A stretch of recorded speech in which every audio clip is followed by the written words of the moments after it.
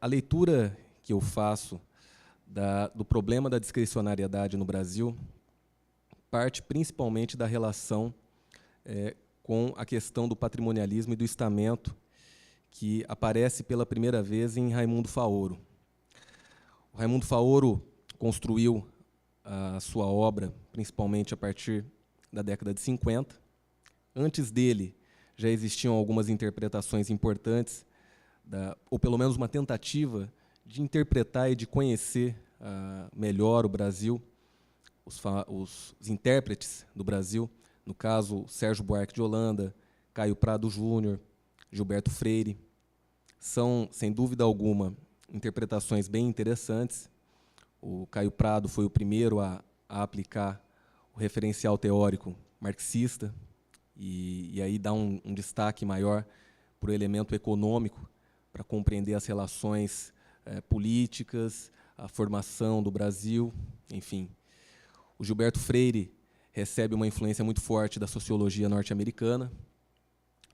E o Sérgio Buarque de Holanda, em Raízes do Brasil, tenta fazer uma leitura weberiana, mas uma leitura weberiana em que a proposta dele acaba sendo bem diferente do que o Weber apresentava, porque o Sérgio Buarque ele tenta analisar a formação do Brasil a partir de uma tentativa de analisar o caráter do povo brasileiro.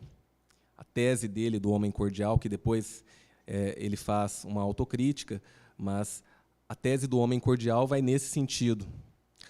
Mas, com Sérgio Buarque, ele começa Raízes do Brasil fazendo referência a uma tragédia grega, que é no caso de Antígona e Creonte, diferente da discussão que traz o problema do direito natural, o direito posto pelo Estado. No caso da leitura que o Sérgio Buarque faz, ele coloca o diálogo entre Creonte e Antígona no sentido de que Creonte defendia a aplicação do direito, defendia o interesse da comunidade, em contraposição aos interesses familiares, já que Antígona era sua sobrinha e os irmãos que haviam morrido em combate também eram seus sobrinhos. Então, nessa discussão sobre um direito de enterrar o corpo do irmão, que Antígona faz com Creonte, Creonte deixa bem claro que deveria predominar a lei da cidade contra os interesses familiares. É claro que o Sérgio Buarque vai fazer uma leitura do problema do Brasil, problema da formação do Brasil e da relação entre público e privado, a partir do problema do patriarcalismo, que aí é a relação da esfera pública com as relações familiares. O Raimundo Faoro vai além. Ele não vai levar a questão de tentar analisar o caráter do povo brasileiro. Para ele, isso não é levado em conta. O problema é mais grave, é um problema institucional. E ele vai trabalhar com uma outra categoria também weberiana, que é a questão do patrimonialismo. Ele é o primeiro a fazer essa leitura. O Sérgio Buarque trazia a questão da análise patrimonial, mas não no mesmo sentido que o Raimundo Faoro faz. E, a partir dessa questão do estamento e do patrimonialismo, o Faoro vai demonstrar que, no Brasil, mesmo em regimes constitucionais, existem elementos pré-modernos que prejudicam a separação entre o público e o privado. Elementos pré-modernos por quê? Porque, se nós pegamos a formação do Estado absolutista, o Estado absolutista não é necessariamente um Estado arbitrário. Existe uma diferença aí entre monarquia absolutista e monarquia despótica. E as monarquias absolutistas, elas levam em consideração principalmente a questão da centralização do poder e da racionalização do poder.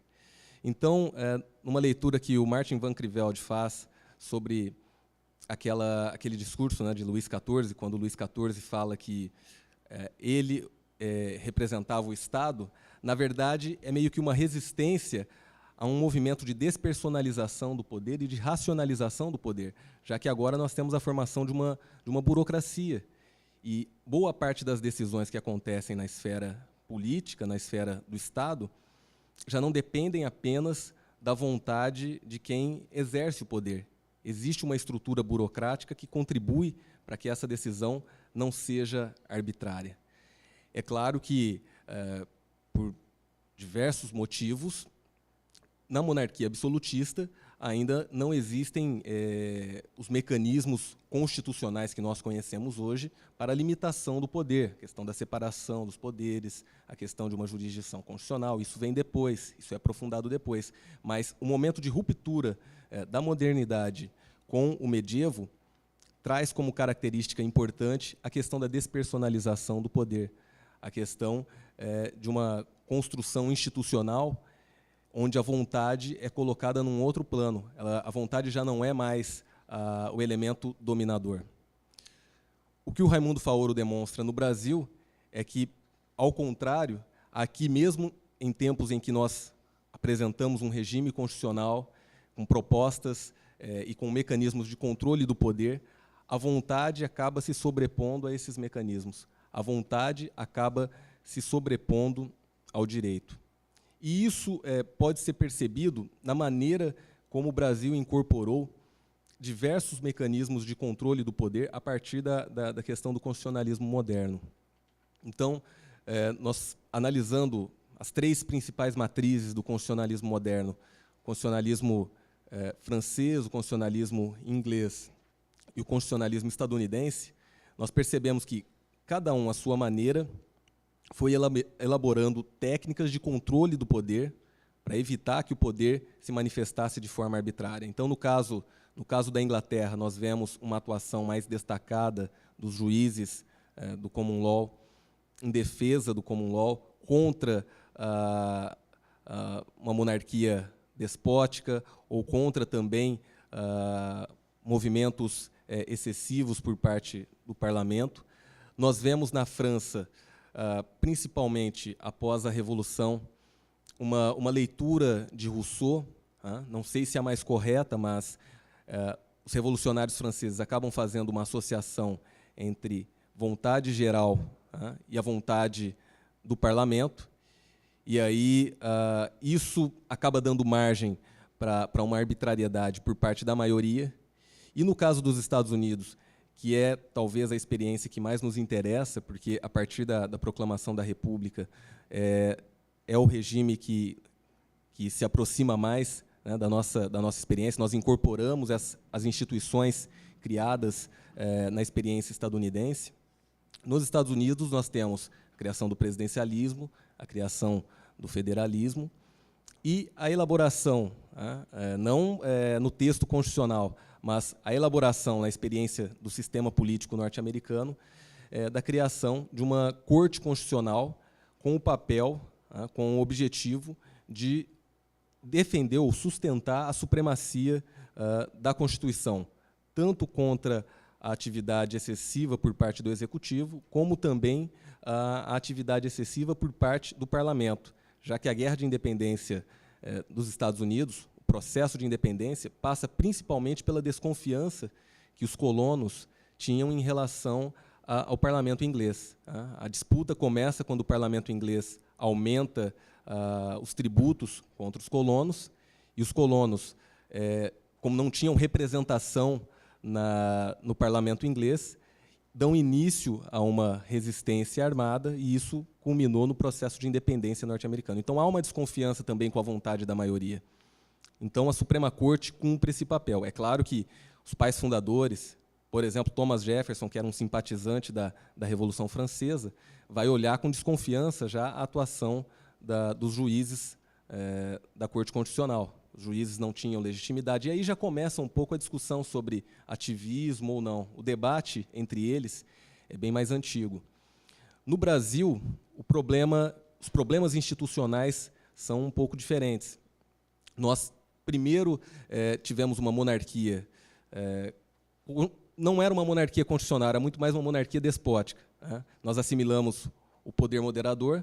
O poder moderador era parte da atuação do monarca, então aumentava a arbitrariedade do monarca. Os gabinetes, naquele parlamentarismo às avessas era formado com interferência direta de Dom Pedro II, e não havia controle de constitucionalidade. O órgão de cúpula do judiciário era o Supremo Tribunal de Justiça, era muito mais um tribunal estilo francês, o Tribunal de Cassação, do que não fazia um controle de constitucionalidade seguindo o modelo norte-americano. Essa incorporação de uma jurisdição constitucional vem a partir da proclamação da República. Só que com a proclamação da República, com a formação da República, não existe muita gente com formação e com conhecimento para fazer com que esse tipo de controle funcionasse e fosse operado na realidade brasileira. Então, nós incorporamos o controle difuso sem conhecer bem o controle difuso, sendo que o nosso direito também pertence a uma outra família. Então, a experiência dos precedentes, da vinculação a decisões anteriores, isso não está presente na nossa experiência nesse período, e incorporamos sem saber o que fazer com esse tipo de controle. Depois, o controle concentrado aparece na realidade brasileira, por incrível que pareça, num período de exceção, 65, durante a ditadura militar, começa a ganhar forma a questão do controle concentrado, sendo que na experiência europeia, a questão do controle concentrado e a questão mesmo também da supremacia constitucional é um elemento forte, principalmente após a Segunda Guerra Mundial. Então, a partir da Segunda Guerra Mundial, os europeus começam a falar de supremacia constitucional, de constituições normativas e de um órgão que faz a jurisdição constitucional, que faz o controle concentrado e a defesa dos novos textos constitucionais. No Brasil, isso ocorre por vias tortas.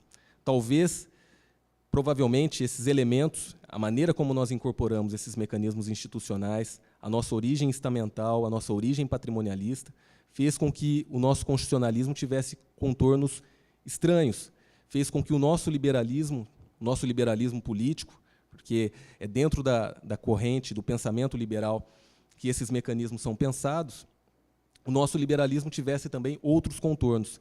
Isso não só no funcionamento das instituições políticas, mas mesmo no tipo de capitalismo que nós constituímos aqui no Brasil. Um capitalismo politicamente orientado, um Estado excessivamente forte, arbitrário. Então, nesses períodos de exceção, a gente não tinha razão para discutir o problema da discricionariedade, do ativismo judicial, porque o judiciário não tinha nem mesmo a necessária autonomia funcional para poder fazer a defesa dos textos constitucionais, a defesa das constituições. Havia um executivo excessivo que interferia no tipo de decisão prolatada pelo Supremo Tribunal Federal. A partir de 88, o nosso constitucionalismo tem um avanço significativo, nós passamos pela experiência aí da redemocratização, e agora nós temos um Supremo, um Poder Judiciário com autonomia funcional, um Supremo Tribunal Federal para fazer o necessário controle de constitucionalidade, um controle contramajoritário, mas o que aparece por vias tortas como um elemento pré-moderno, como um elemento voluntarista que corrompe uma instituição que deveria fortalecer os mecanismos de controle do poder, aparece por meio da discricionariedade. A discricionariedade é a manifestação da vontade, é a incapacidade que o magistrado tem de separar o público do privado. Na esfera privada, ele faz escolhas. Na esfera privada, ele manifesta a sua ideologia política, se ele é de esquerda, se ele é de direita, se ele é de centro, se ele é PMDB, se ele é ateu ou se ele é religioso, enfim. Isso pode ser discutido na esfera privada, mas, enquanto agente público, o controle, a rigidez que existe para uma decisão judicial é muito maior do que ocorre no parlamento ou no executivo. O Jorge fez uma excelente exposição sobre a questão da discricionariedade administrativa e da discricionariedade judicial. Quer dizer, judiciário, legislativo e executivo pertencem a um sistema político, mas os critérios de decisão do judiciário são completamente diferentes dos critérios que aparecem no legislativo e no executivo. Na esfera do judiciário, não existe margem para escolha, para manifestação da vontade pessoal do juiz. Superar esse problema, enfrentar esse problema, é enfrentar uma herança pré-moderna que ainda se encontra na realidade brasileira. E aí, voltando para a importância do judiciário, de um judiciário autônomo, num regime constitucional, nós podemos voltar aos gregos mais uma vez e citar a tragédia Oresteia. Em Oresteia, a garantia de um julgamento justo, sem interferência das Eríneas, das deusas vingadoras, passa por um tribunal autônomo, instituído por Atenas. Atenas promove um julgamento sem a corrupção do que vinha de fora. No entanto, se o judiciário atua na realidade brasileira com esses elementos pré-modernos da vontade, da discricionariedade, da escolha, sem levar em consideração a supremacia do texto constitucional, as eríneas, o excesso, a arbitrariedade, acaba sendo incorporado no discurso e na decisão prolatada pelos juízes. Então, passar pelo enfrentamento da discricionariedade judicial no Estado democrático de direito passa principalmente pelo que o professor Lênio coloca, que é a questão de garantir a autonomia funcional, fazer o constrangimento epistemológico e superar elementos pré-modernos que corrompem a nossa democracia.